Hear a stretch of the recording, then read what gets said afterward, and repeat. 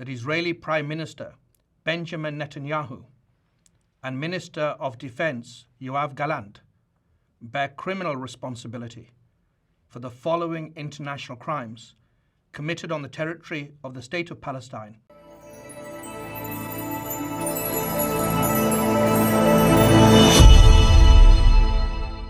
Today, I am filing applications for warrants of arrest before Pretrial Chamber 1 of the International Criminal Court in the situation in the State of Palestine.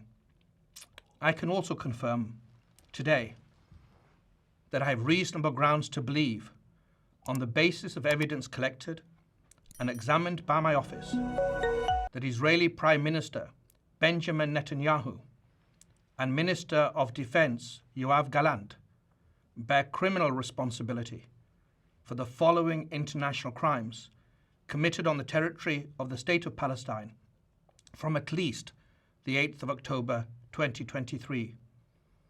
The crimes include starvation of civilians as a method of warfare, willfully causing great suffering, serious injury to body or health or cruel treatment, willful killing or murder, and intentionally directing attacks against a civilian population, as well as crimes against humanity of extermination and/or murder, persecution, and allegations of crimes of committing other inhumane acts. It's alleged that these crimes were committed in the context of the ongoing armed conflict and as part of a widespread and systematic attack against the civilian population of Gaza pursuant to a state policy. Unfortunately, these crimes continue to this day. My office submits that these individuals, through a common plan, have systematically deprived the civilian population of Gaza of objects indispensable to human survival.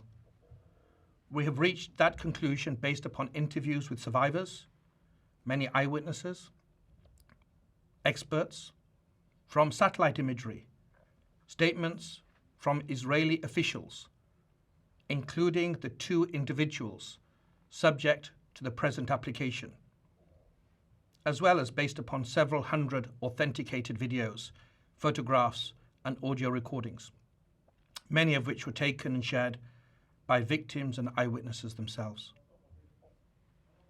This systematic deprivation resulted from a decision to impose a total siege on Gaza by completely closing the 3 border crossing points, Rafah, Kerem Shalom, and Erez, for extended periods of time, and by arbitrarily restricting the transportation of essential supplies, including food and medicine, through the border crossings after they were reopened. The siege, the total siege, also involved cutting off cross-border water pipelines from Israel to Gaza, which is the principal source of clean water for the population in Gaza.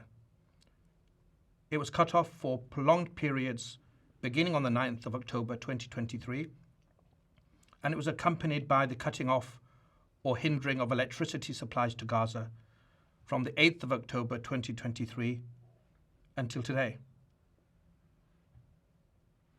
That conduct took place alongside attacks that killed civilians, including people queuing for food, the obstruction of aid delivery by humanitarian organizations, and attacks on aid workers that forced many of those same humanitarian organizations to either cease operations or limit their life-saving efforts in Gaza.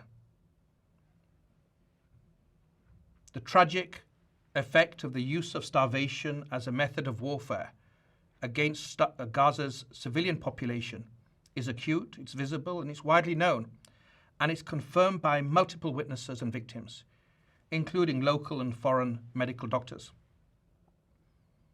That starvation has caused and continues to cause deaths, malnutrition, dehydration, and profound suffering among the population. Famine is already present in some areas of Gaza, and it is imminent in others. My office charges Nyetanyahu and Gallant as co-perpetrators and as superiors in the commission of these alleged crimes. Israel, like all states, has the right to defend its population. It has every right to ensure the return of hostages that have been criminally and callously taken. Those rights, however, do not absolve Israel of its obligations to comply with international humanitarian law. Intentionally causing death, starvation, injury, and suffering to the civilian population, including so very many women and children, are criminal means to achieve military and political goals. That's what we allege.